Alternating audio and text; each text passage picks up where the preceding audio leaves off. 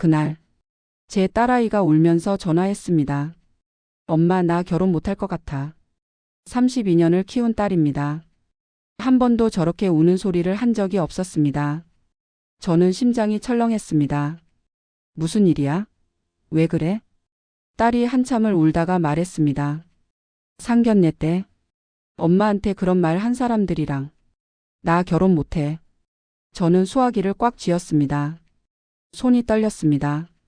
그날 상견례에서 무슨 일이 있었는지 저는 너무나 생생하게 기억하고 있었으니까요. 그리고 그 일이 있고 나서 제가 어떤 결정을 내렸는지 그 이야기를 지금부터 해드리겠습니다. 혹시 지금 이 이야기를 듣고 계신 분들, 잠시만요. 사시는 지역을 댓글로 남겨주세요. 서울, 부산, 대구, 광주, 제주도 어디든 좋습니다. 댓글 남겨주신 분들께는 반드시 좋은 일이 생깁니다. 저도 가장 힘들 때 누군가 제 이야기를 들어줬고 그게 제 인생을 바꿔놨거든요.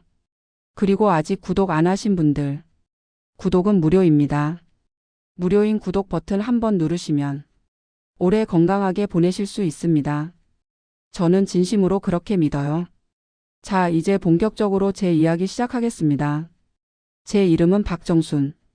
올해 68입니다. 저는 전라남도 순천의 작은 마을에서 태어났습니다. 어릴 때부터 집안이 가난했습니다. 아버지는 농사를 지으셨고 어머니는 남의 집 일을 도우셨습니다. 형제는 저 포함해서 5이었습니다. 저는 그중 둘째 딸이었고요. 여자라고 해서 특별히 귀여움 받은 것도 아닙니다. 오히려 여자는 시집이나 잘 가면 된다는 소리를 들으며 컸습니다. 국민학교 졸업하고 중학교는 겨우 다녔습니다. 고등학교는 꿈도 못 꿨고요. 18살 때부터 서울로 올라와 공장에서 일했습니다. 봉제 공장이었습니다. 하루에 12시간씩 재봉틀을 돌렸습니다. 손가락이 바늘에 찔려 피가 나도 허리가 끊어질 것 같아도 쉴 수가 없었습니다. 돈을 벌어야 했으니까요. 집에 보낼 돈, 동생들 학비, 그게 다 제 어깨 위에 있었습니다. 25살 때 결혼을 했습니다. 남편 이름은 이종호. 저보다 3살 많았고 같은 공장에서 일하는 사람이었습니다. 잘생기지도 않았고 돈이 많은 것도 아니었지만 성실했습니다. 무뚝뚝한데 마음이 따뜻했고요. 저한테 함부로 하지 않았습니다. 그게 그때는 얼마나 귀한 건지 몰랐습니다. 결혼하고 작은 월세방에서 살림을 시작했습니다. 부엌이 딸린 단칸방. 화장실은 밖에서 공동으로 썼습니다. 하지만 불평하지 않았습니다. 둘이서 힘을 합치면 언젠가 나아지리라 믿었으니까요. 결혼 2년 차에 딸을 낳았습니다. 이름은 이수연. 태어났을 때 3kg이 조금 안 됐습니다. 작고 여린 아이였지만 눈망울이 맑았습니다. 저는 그 아이를 품에 안고 다짐했습니다. 이 아이만큼은 나처럼 살게 하지 않겠다. 이 아이만큼은 배움의 기회를 주겠다. 이 아이만큼은 당당하게 키우겠다. 그게 제 평생의 목표가 됐습니다. 남편과 저는 더 열심히 일했습니다. 남편은 공장에서 기술을 배워 반장이 됐습니다. 저는 공장 일과 함께 부업을 했습니다. 밤에는 집에서 내복에 고무줄 끼우는 일, 새벽에는 시장에서 채소 다듬는 일. 잠은 하루에 4~5시간밖에 못 잤습니다. 그래도 불평하지 않았습니다. 수연이를 위해서라면 뭐든 할 수 있었습니다. 5년쯤 지났을 때 둘째를 가졌습니다. 이번에는 아들이었습니다. 이름은 이준영. 수연이보다 5살 어렸습니다. 아들이 태어나니까 남편이 더 열심히 일했습니다. 아들 대학까지 보내야지. 더 열심히 해야 돼. 저는 고개를 끄덕였습니다. 우리 부부의 목표는 하나였습니다.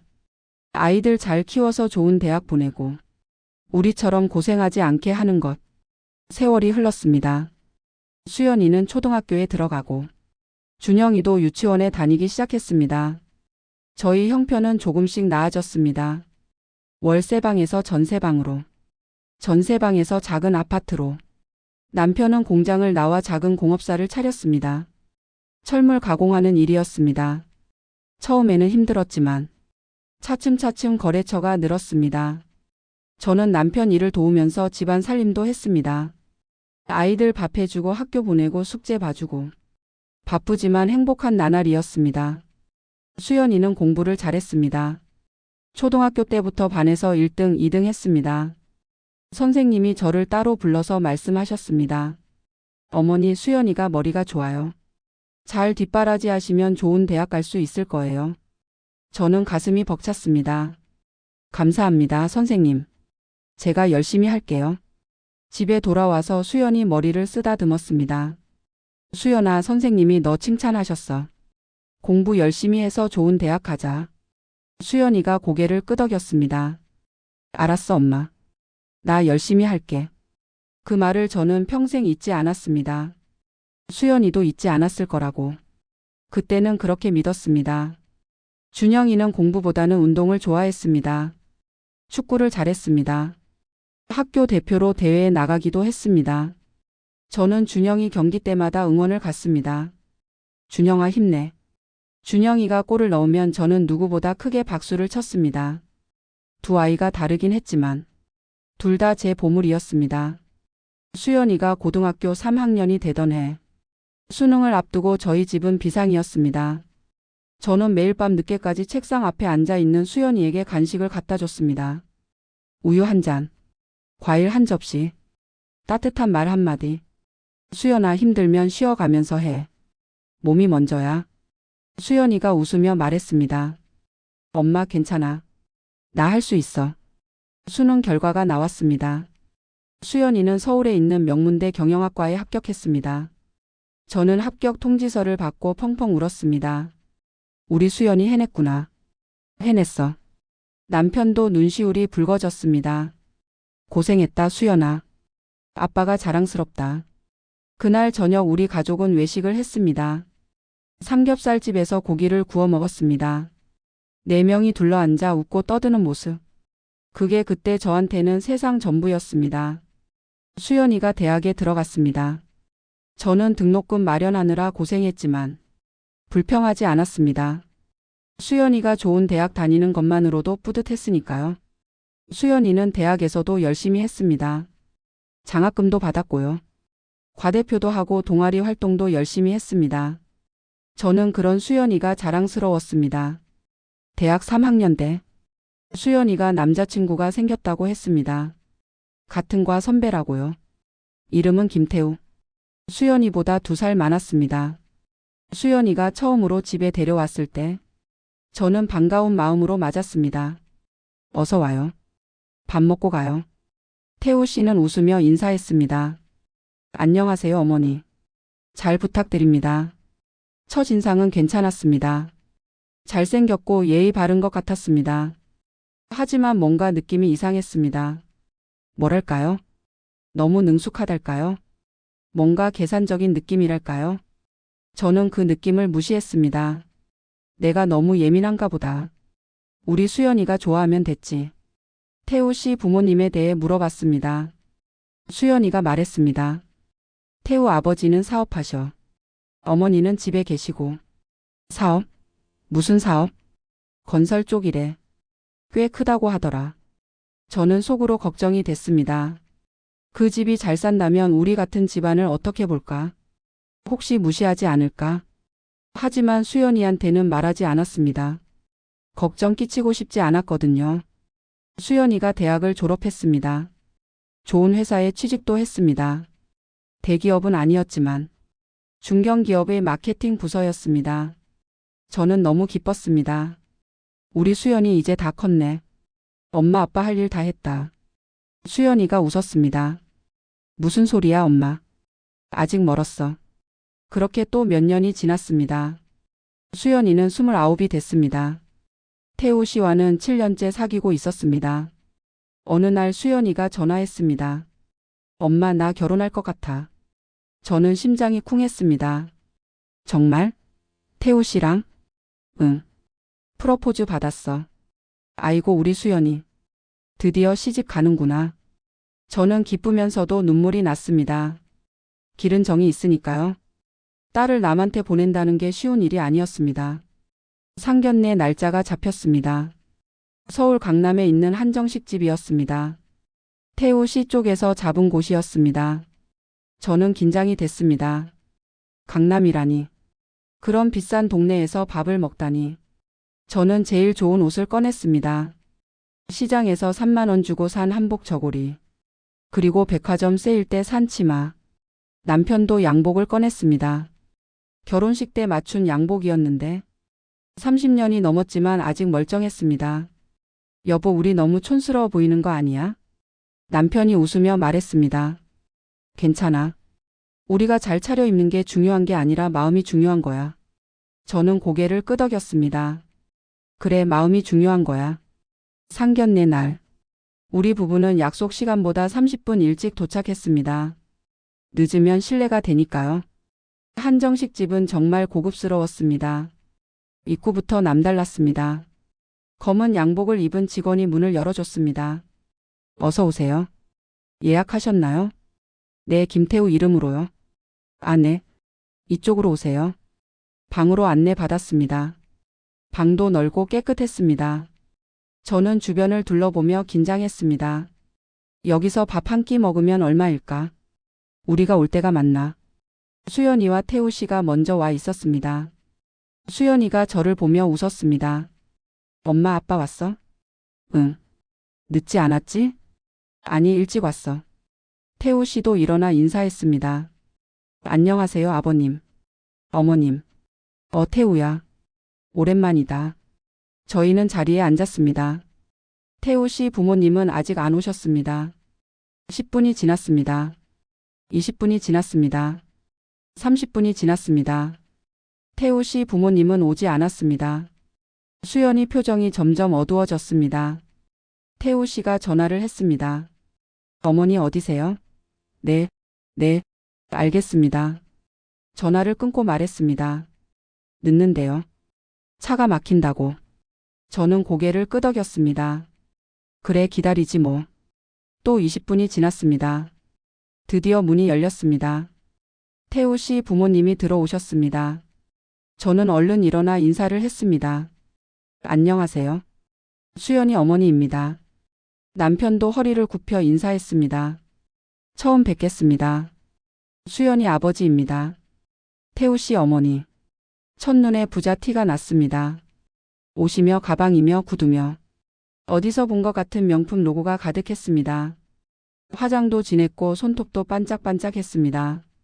목에는 금목걸이가, 손가락에는 다이아몬드 반지가 빛났습니다. 태우 씨 아버지는 양복을 잘 차려입고 있었습니다. 인상은 나쁘지 않았는데 어딘가 거만해 보였습니다. 태우 씨 어머니가 저를 위아래로 흘어봤습니다. 그 눈빛. 저는 평생 잊을 수가 없습니다. 무시하는 눈빛. 업신여기는 눈빛. 어휴, 이게 뭐야? 그런 눈빛이었습니다. 자리에 앉았습니다. 음식이 나오기 시작했습니다. 전체 요리, 나물, 생선구이, 갈비찜. 정말 비싼 음식들이었습니다. 저는 음식에 거의 손을 대지 못했습니다. 긴장이 돼서요. 태우 씨 어머니가 입을 열었습니다. 그래서 수연이 아버지 직업이 뭐라고 했죠? 남편이 대답했습니다. 철물 가공하는 작은 공업사를 합니다. 아, 공업사요? 태우 씨 어머니 표정이 굳어졌습니다. 공장 같은 건가요? 네, 뭐 비슷합니다. 아. 태우 씨 어머니가 눈을 내리깔았습니다. 뭔가 실망한 표정이었습니다. 이번에는 저한테 물었습니다. 수연이 어머니는 뭐 하세요? 저요? 저는 집에서 살림하고 남편 일 돕습니다. 아, 전업주부시구나. 네. 다른 일은 안 하시고요? 저는 잠시 망설였습니다. 젊었을 때는 공장에서 일했습니다. 공장이요? 태우 씨 어머니가 눈을 크게 떴습니다. 네. 봉제 공장이요. 아이고. 태우 씨 어머니가 한숨을 쉬었습니다. 그 한숨이 저한테는 비수처럼 꽂혔습니다. 분위기가 어색해졌습니다. 수연이가 억지로 웃으며 말했습니다. 저희 엄마 아빠가 정말 열심히 사셔서 저도 대학 보내주시고 여기까지 왔어요. 태우 씨 어머니가 고개를 끄덕였습니다. 그래요, 그렇군요. 하지만 눈빛은 여전히 차가웠습니다. 음식을 먹는 동안 태우 씨 어머니는 계속 저를 무시했습니다. 제가 말을 해도 대답을 제대로 안 했습니다. 눈도 잘 안 마주쳤습니다. 오히려 남편하고만 대화를 하려 했습니다. 그래서 공업사가 매출이 얼마나 되세요? 주택은 어디세요? 아파트요? 차는 못 타세요? 온통 돈 얘기뿐이었습니다. 그러다가 사건이 터졌습니다. 식사 중간에 직원이 들어왔습니다. 빈 그릇을 치우러요. 태우 씨 어머니가 직원한테 물을 달라고 했습니다. 직원이 나가고 태우 씨 어머니가 저를 보며 말했습니다. 아, 깜짝 놀랐네. 네? 아니, 처음에 여기 주방 이모인 줄 알았어요. 네? 저는 귀를 의심했습니다. 처음 봤을 때요. 여기 일하시는 분인 줄 알았다고요. 태우 씨 어머니가 킥킥 웃었습니다. 오시며 분위기가 딱 그래 보이셔서 세상이 멈춘 것 같았습니다. 주방 이모. 일하는 분. 그 말이 머릿속에서 맴돌았습니다. 저는 아무 말도 못했습니다. 남편 얼굴이 벌겋게 달아올랐습니다. 수연이는 고개를 숙였습니다. 어깨가 떨리는 게 보였습니다. 태우 씨가 황급히 말했습니다. 어머니, 그런 말씀이 어디 있어요? 뭐? 내가 뭐라고 했다고? 지금 수연이 어머니한테 실례되는 말씀하신 거예요. 태우 씨 어머니가 손을 저었습니다. 아이고, 뭘 그래. 농담인데. 이해해 주실 거죠? 저를 보며 웃었습니다. 그 웃음이 비웃음으로 보였습니다. 저는 겨우 입을 열었습니다. 네, 괜찮습니다. 괜찮지 않았습니다. 전혀 괜찮지 않았습니다. 하지만 그 자리에서 싸우고 싶지 않았습니다. 수연이 때문에 이 결혼이 깨질까봐 저는 참았습니다. 이를 악물고 참았습니다. 상견례가 끝났습니다. 태우 씨 아버지가 계산을 했습니다. 나가면서 저한테 말했습니다. 오늘 수고하셨습니다. 수고하셨습니다. 마치 직원한테 하는 말 같았습니다. 저는 고개만 끄덕였습니다. 집에 돌아오는 길. 저는 한마디도 하지 않았습니다. 남편도 말이 없었습니다. 수연이한테 전화가 왔습니다. 엄마, 미안해. 진짜 미안해. 괜찮아. 신경 쓰지 마. 태우가 어머니한테 따졌대. 엄마한테 왜 그러셨냐고. 그래? 됐어. 괜찮아. 전화를 끊었습니다. 그날 밤 저는 혼자 방에서 울었습니다. 남편 앞에서는 괜찮은 척했지만 혼자 있으니 눈물이 멈추지 않았습니다. 주방 이모. 일하는 분. 그 말이 계속 맴돌았습니다. 저도 사람입니다. 평생 악착같이 살았습니다. 아이들 잘 키우려고. 집안 일으키려고. 손에 물 마를 날 없이 일했습니다. 그게 그렇게 무시받을 일입니까? 가난하면 사람도 아닌 겁니까? 남편이 방에 들어왔습니다. 제가 우는 걸 봤습니다. 여보. 저는 고개를 돌렸습니다. 괜찮아. 눈에 뭐 들어가서 그래. 남편이 옆에 앉았습니다. 아무 말 없이 제 손을 잡았습니다. 그 손이 따뜻했습니다. 저는 더 크게 울었습니다. 며칠이 지났습니다. 결혼 준비가 진행됐습니다. 예식장을 정하고 스드메를 알아보고 저도 이런저런 준비를 도왔습니다. 하지만 마음 한구석에 찜찜함이 있었습니다. 태우 씨 집안이 마음에 걸렸습니다. 어느 날 수연이한테 전화가 왔습니다. 엄마, 예단 얘기 나왔어. 예단? 응. 시어머니가 예단을 받으셔야 한대. 그래? 얼마를 원하시는데? 수연이가 잠시 말을 멈췄습니다. 5천만 원. 저는 귀를 의심했습니다. 뭐? 5천만 원? 응. 최소 그 정도는 돼야 한대. 저는 할 말을 잃었습니다. 우리 형편에 5천만 원이라니. 그건 거의 전 재산이었습니다. 남편한테 말했습니다. 여보, 저 집에서 예단 5천만 원을 원한대. 남편 얼굴이 굳어졌습니다. 5천만 원? 그게 말이 돼? 그러게. 우리가 그 돈이 어디 있어. 저도 한숨이 나왔습니다. 수연이가 곤란해하겠다. 수연이한테 다시 전화했습니다. 수연아, 5천만 원은 엄마 아빠 형편에 힘들다. 알아, 엄마. 내가 태우한테 얘기해 볼게. 며칠 뒤 수연이가 전화했습니다. 엄마, 3천만 원까지 낮춰주신대. 3천만 원. 그래도 큰 돈이었습니다. 하지만 딸 시집 보내는데 마지막 돌이라고 생각했습니다. 그래 3천만 원은 마련해 볼게. 저와 남편은 은행에 갔습니다. 대출을 받았습니다. 공업사를 담보로 1천만 원. 나머지 2천만 원은 적금을 깨고 비상금을 털었습니다. 평생 모은 돈이었습니다. 노후 자금으로 모아둔 거였습니다. 하지만 딸을 위해서라면 아깝지 않았습니다. 예단을 전달하는 날, 저희 부부가 태우 씨 집에 갔습니다. 강남에 있는 큰 아파트였습니다.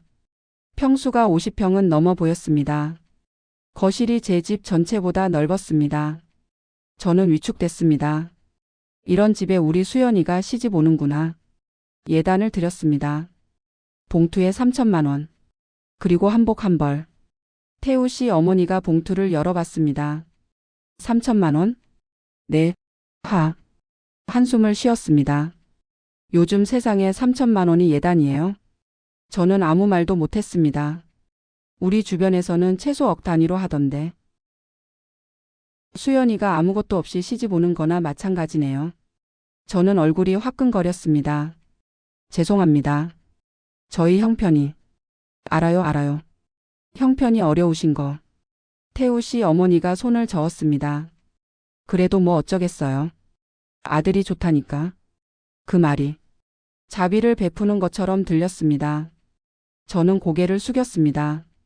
수치스러웠습니다. 분했습니다. 하지만 참았습니다. 수연이 결혼을 위해서 예단을 드리고 돌아오는 길, 남편이 말했습니다. 여보, 우리 수연이 저 집에 보내도 괜찮을까? 저도 같은 생각이었습니다. 나도 걱정이야. 근데 수연이가 좋다잖아. 그래도 수연이 결정을 믿어보자. 우리가 뭐라고 해도 안 들을 거야. 남편이 한숨을 쉬었습니다. 저도 한숨을 쉬었습니다. 결혼 준비가 계속 진행됐습니다. 그런데 문제가 또 생겼습니다. 예식장 비용. 원래 양가가 반반 내기로 했습니다. 그런데 태우 씨 쪽에서 연락이 왔습니다. 예식장 비용은 신부 측에서 내는 게 맞지 않나요? 저는 어이가 없었습니다. 아니, 원래 반반 하기로 했잖아요. 그건 그렇지만 보통 신부 측에서 많이 부담하지 않나요? 다투고 싶지 않았습니다. 저희가 예식장 비용을 전부 냈습니다. 또 대출을 받았습니다. 빚이 늘어갔습니다. 혼수 문제도 있었습니다. 태우 씨 어머니가 리스트를 보내왔습니다. 냉장고, 세탁기, 에어컨, 텔레비전. 전부 최신 제품으로. 거기다 가구까지. 침대, 소파, 식탁, 장롱. 전부 합치면 2천만 원이 넘었습니다. 저는 수연이한테 전화했습니다. 수연아, 이건 너무 과하지 않니? 수연이가 한숨을 쉬었습니다. 엄마, 시어머니가 원래 까다로우셔. 내가 조절해 볼게. 조절이 됐을까요? 결국 1,500만 원어치를 사야 했습니다. 결혼 비용이 눈덩이처럼 불어났습니다. 예단 3천만 원. 예식장 800만 원. 혼수 1,500만 원. 드레스, 스튜디오, 메이크업. 이것저것 다 합치니까 6천만 원이 넘었습니다. 저희 전 재산에 대출까지 합친 금액이었습니다. 남편이 걱정스러운 얼굴로 말했습니다. 여보, 우리 노후는 어떻게 하지? 저도 걱정이 됐습니다. 수연이 결혼시키고 나면 다시 모으면 되지. 다시 모으긴. 우리 나이가 몇인데? 남편이 한숨을 쉬었습니다. 저도 한숨을 쉬었습니다. 하지만 딸 결혼인데 어떻게 합니까? 결혼식 날이 다가왔습니다. 저는 한복을 맞췄습니다. 처음으로 맞춤 한복을 입어봤습니다. 분홍색 저고리에 남색 치마. 거울을 보니 어색했습니다. 내가 이런 옷을 입다니. 하지만 딸 결혼식이니까 이 정도는 해야지 싶었습니다. 결혼식 당일. 아침부터 정신이 없었습니다. 수연이 화장해주고 드레스 입히고 사진 찍고 하객 맞이하고 정신없이 시간이 흘렀습니다. 예식장은 사람들로 가득 찼습니다. 신부 측 하객은 50명 정도. 친척들, 동네 분들, 남편 거래처 사람들. 신랑 측 하객은 그 3배는 되어 보였습니다. 화려한 옷을 입은 사람들. 비싼 차를 타고 온 사람들. 저는 그 틈에서 위축됐습니다. 축의금 봉투를 확인하는데 신랑 측에서 온 돈이 훨씬 많았습니다. 50만 원, 100만 원짜리 봉투가 수두룩했습니다. 저희 쪽에서는 10만 원, 20만 원이 대부분이었고요. 격차가 느껴졌습니다. 결혼식이 진행됐습니다. 수연이가 웨딩드레스를 입고 버진로드를 걸었습니다. 예쁘고 아름답고 빛이 났습니다. 저는 눈물이 났습니다. 우리 수연이 드디어 시집 가는구나. 행복하게 살아라. 제발. 주례 선생님 말씀이 끝나고 두 사람이 절을 했습니다. 양가 부모한테 인사하는 순서였습니다. 수연이가 제 앞에 왔습니다. 엄마 고마워. 여태까지 키워줘서. 저는 수연이 손을 잡았습니다. 수연아 행복하게 살아. 그게 엄마 소원이야. 수연이 눈에 눈물이 맺혔습니다. 저도 눈물이 흘렀습니다. 그런데 그때 태우 씨 어머니가 말했습니다. 작은 소리였지만 저한테 들렸습니다. 옆에 있던 친척분한테 한 말이었습니다. 저 집안이 저래서 걱정이야. 애들이 뭘 보고 결혼하는 건지. 저는 귀를 의심했습니다. 딸 결혼식 날, 내 딸 시어머니가 될 사람이 나를 두고 그런 말을 하다니. 하지만 참았습니다. 오늘만큼은 참아야 했습니다. 수연이 결혼식이니까. 망치고 싶지 않았습니다. 저는 아무 말도 하지 않았습니다. 결혼식이 끝났습니다. 수연이 부부는 신혼여행을 떠났습니다. 저와 남편은 집으로 돌아왔습니다. 텅 빈 집이 허전했습니다. 수연이 없으니까 조용하네. 남편이 말했습니다. 저는 고개를 끄덕였습니다. 가슴 한구석이 텅 비어 있었습니다. 신혼여행에서 돌아온 수연이가 전화했습니다. 엄마 나 왔어. 그래? 잘 다녀왔어? 응. 좋았어. 수연이 목소리가 밝았습니다. 저는 안심했습니다. 그래 잘 되고 있구나. 하지만 그게 아니었습니다. 결혼한 지 석 달쯤 지났을 때 수연이한테 전화가 왔습니다. 엄마. 목소리가 이상했습니다. 기어 들어가는 목소리. 왜? 무슨 일 있어? 아니. 그냥 목소리 듣고 싶어서. 저는 불안했습니다. 수연아 무슨 일 있으면 말해. 괜찮아 엄마. 나 괜찮아. 전화가 끊겼습니다. 그 뒤로 수연이 연락이 뜸해졌습니다. 일주일에 한 번 하던 전화가 2주일에 한 번, 한 달에 한 번, 점점 줄어갔습니다. 저는 걱정이 됐습니다. 직접 전화를 걸었습니다. 수연아 엄마야. 요즘 왜 연락이 없어? 바빠서 그래 엄마. 미안해. 회사 일이 많아? 응. 그리고 집안일도 있고. 시어머니가 일 많이 시키셔? 수연이가 잠시 말을 멈췄습니다. 아니 괜찮아. 그 괜찮아가 전혀 괜찮아 보이지 않았습니다. 결혼한 지 1년이 지났습니다. 수연이가 임신 소식을 알려왔습니다. 엄마 나 아기 생겼어. 저는 너무 기뻤습니다. 정말? 아이고 우리 수연이. 축하해. 고마워 엄마. 수연이 목소리에 힘이 없었습니다. 왜? 기쁘지 않아? 기뻐. 기쁜데? 기쁜데 뭐? 시어머니가 아들 아니면 안 된다고. 저는 할 말을 잃었습니다. 뭐? 아직 성별도 모르잖아. 그래도 아들 낳아야 한다고. 벌써부터 그러셔. 저는 화가 났습니다. 그게 무슨 소리야? 요즘 세상에. 엄마 괜찮아. 나 괜찮아. 수연이가 또 그 말을 했습니다. 괜찮아. 그 말이 가슴을 찔렀습니다. 수연이는 결국 딸을 낳았습니다. 이름은 민지. 예쁜 아이였습니다. 저는 산후조리원에 갔습니다. 수연이를 안아줬습니다. 수연아 고생했어. 민지 너무 예쁘다. 수연이가 웃었습니다. 하지만 눈가에 그늘이 있었습니다.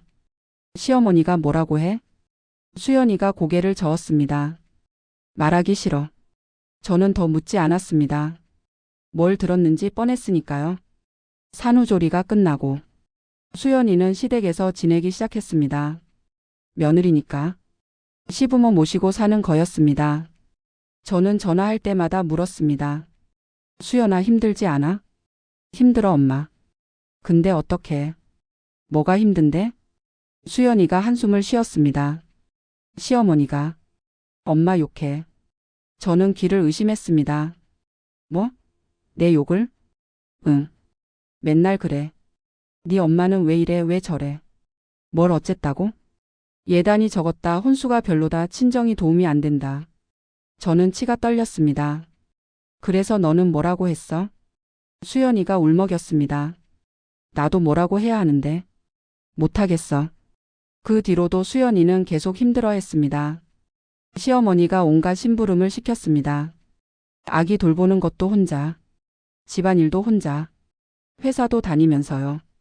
수연이는 지쳐갔습니다. 결혼한 지 3년이 지났습니다. 수연이가 또 임신을 했습니다. 이번에는 아들이었습니다. 저는 기쁘면서도 걱정이 됐습니다. 이제 시어머니가 좀 나아지려나. 아들을 낳으니까. 시어머니 태도가 달라졌습니다. 아들한테는 관심을 쏟았습니다. 하지만 수연이한테는 여전히 차가웠습니다. 이제 아들 낳았으니까 역할은 했네. 그런 말을 했다고 합니다. 수연이가 저한테 전화해서 울었습니다. 엄마 나 사람 취급을 못 받아. 저는 가슴이 찢어졌습니다. 수연아 이혼해. 그냥 나와. 그게 어디 쉬워 엄마. 애들도 있고. 애들 데리고 나와. 엄마가 도와줄게. 엄마 형편에 내가 어떻게 가. 수연이가 또 울었습니다. 저도 울었습니다. 그러던 어느 날 설이 다가왔습니다. 수연이가 전화했습니다. 엄마 설에 친정 오려고 했는데. 왜? 못 와? 시어머니가 설에는 시댁에 있어야 한다고. 그래? 그럼 어쩔 수 없지. 저는 섭섭했지만 참았습니다. 시집간 딸이니까. 시댁 눈치 볼 수밖에요. 설날 아침. 저는 혼자 떡국을 끓였습니다. 남편과 아들 준영이가 있었지만 수연이 없는 설날은 허전했습니다. 우리 수연이 지금 뭐하고 있을까? 시어머니한테 또 구박받고 있진 않을까? 걱정이 됐습니다. 오후에 수연이한테 전화가 왔습니다. 엄마. 왜? 무슨 일이야? 나 지금 너무 힘들어. 수연이가 울고 있었습니다. 왜? 무슨 일 있었어? 시어머니가 설날 음식 차리는데 내내 구박했어. 뭐라고 그랬는데? 친정에서 배운 게 없다고. 이것도 모르냐고. 이런 것도 못하냐고. 저는 치가 떨렸습니다. 그래서 너는? 참았어. 그냥 참았어. 왜 참아? 뭐라고 해야지. 수연이가 더 크게 울었습니다. 엄마 나 더 이상 못 참겠어. 근데 어떻게 해야 할지 모르겠어. 그 전화를 끊고 저는 오래 생각했습니다. 내가 뭘 할 수 있을까? 어떻게 해야 수연이를 도울 수 있을까? 그때 문득 생각났습니다. 예전에 우연히 알게 된 사실. 태우 씨 아버지 사업에 대한 것이었습니다. 사실 저는 상견례 이후로 태우 씨 집안에 대해 조금씩 알아봤습니다. 뭔가 찜찜해서요. 남편 거래처 중에 건설업 하시는 분이 있었습니다. 그분한테 슬쩍 물어봤습니다. 혹시 김태우라고 아세요? 아버지가 건설 사업 하신다는데. 그분이 고개를 끄덕였습니다. 아, 김 사장? 알지. 업계에서 좀 유명해. 유명하다고요? 응. 근데 좋은 쪽으로 유명한 건 아니야. 무슨 뜻이에요?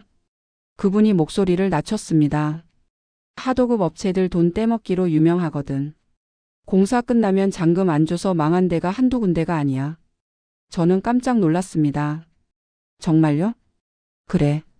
그리고 소문에는 세금도 많이 빼돌린다던데. 정확한 건 모르겠지만 저는 그 말을 기억해뒀습니다. 설날 이후 저는 그 생각이 자꾸 났습니다. 만약 그 집안에 문제가 있다면 그걸 파헤치면 어떻게 될까? 처음에는 무서웠습니다. 재벌은 아니지만 그래도 잘 사는 집. 그런 집을 건드렸다가 무슨 일이 생길지. 하지만 수연이 울음소리가 귓가에 맴돌았습니다. 엄마 나 사람 취급을 못 받아. 저는 결심했습니다. 가만 있을 수는 없다. 저는 남편한테 말했습니다. 여보 나 그 집에 대해 좀 알아보려고. 뭘? 사위네 아버지 사업. 뭔가 이상한 점이 있는 것 같아. 남편이 걱정스러운 얼굴을 했습니다. 그거 건드렸다가 우리가 다치면 어떡해? 그래도 수연이가 저렇게 고생하는데 가만 있을 수 없어. 남편이 한참을 생각하더니 말했습니다. 알았어. 조심히 해. 저는 조사를 시작했습니다. 남편 거래처 분들한테 물어보고 인터넷으로 검색하고 아름아름으로 정보를 모았습니다. 그러다가 놀라운 사실을 알게 됐습니다. 태우 씨 아버지 회사 하도급 업체한테 공사 대금을 안 준 건수가 수십 건이었습니다. 소송도 여러 개 걸려 있었고요. 그 중에서 울분을 참지 못하고 극단적 선택을 한 하청업체 사장님도 있었습니다. 그리고 더 충격적인 사실. 태우 씨 아버지가 세금을 탈루한 의혹이 있었습니다. 제가 만난 회계사 출신 분이 말해줬습니다. 그 회사 장부가 이상해요. 이중 장부 쓰고 있다는 소문이 있어요. 이중 장부요? 네. 실제 거래는 다르게 해놓고 장부는 따로 쓰는 거죠. 세금 빼돌리려고. 저는 그 말을 듣고 마음을 굳혔습니다. 며칠 뒤 저는 국세청에 익명 제보를 했습니다.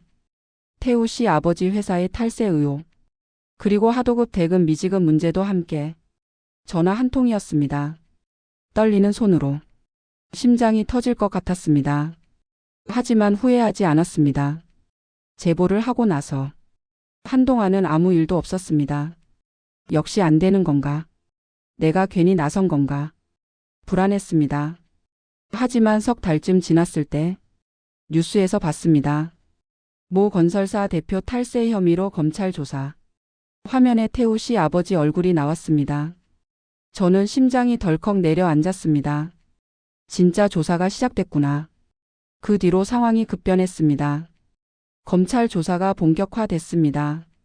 태우 씨 아버지 회사에 압수수색이 들어갔습니다. 이중 장부가 발견됐다고 했습니다. 탈루한 세금이 수십억 원에 달한다고요. 뉴스가 계속 나왔습니다. 김모 대표 하도급 업체 대금 미지급으로 고발. 피해 업체 줄줄이 나서 탈세 혐의에 횡령까지 추가. 태우 씨 아버지는 결국 구속됐습니다.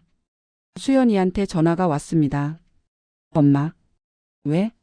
무슨 일이야? 시아버지가 구속됐어. 알아? 뉴스에서 봤어. 시어머니가 난리야. 온 집안이 뒤집어졌어. 저는 아무 말도 하지 않았습니다. 엄마 나 무서워. 뭐가 무서워? 이 집이 망할 것 같아. 며칠 뒤 또 전화가 왔습니다. 엄마 시어머니가 이상해. 왜? 무슨 일인데? 갑자기 나한테 잘해.